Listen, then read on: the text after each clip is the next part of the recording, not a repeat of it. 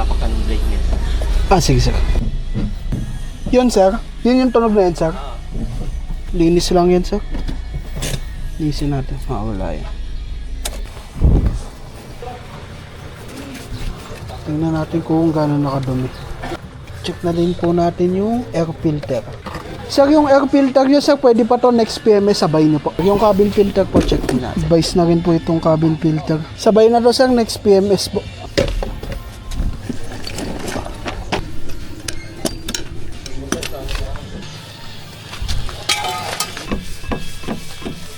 Tanggalin na po natin yung gulong para linisin yung preno. Sir, hindi pa expired yung gulong niya sir ha. 2028 pa expiration yan sir. Sir, makapal pa yung preno natin sir, linisin lang natin. Baka dahil dito nang gagaling yung ingay. Tulis na din sir eh. Hihiyain din natin mamaya yan sir. Wala pa naman gulong. Yung mga shock niya bagong palit. Last year. Wala pa naman dito sir. Yung gulong niya hindi pa naman kailangan i-rotate. Ang ilalim nito sir, okay pa. Brake shoe. Makapal pa din yan sir. Brake shoe. Linis lang po talaga. Ito sir, makapal pa din po.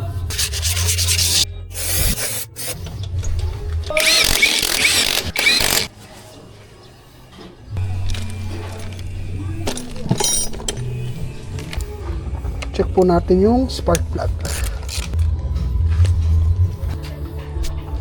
Check muna natin kung may langis. Wala naman itong langis.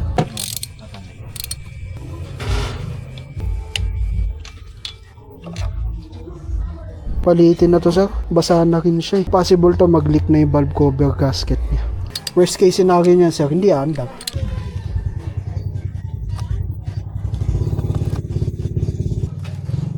Salin na po tayo ng langis po.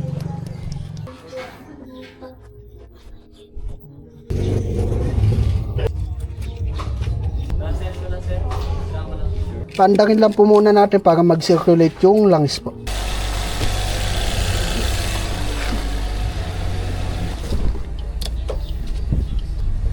Wala oh.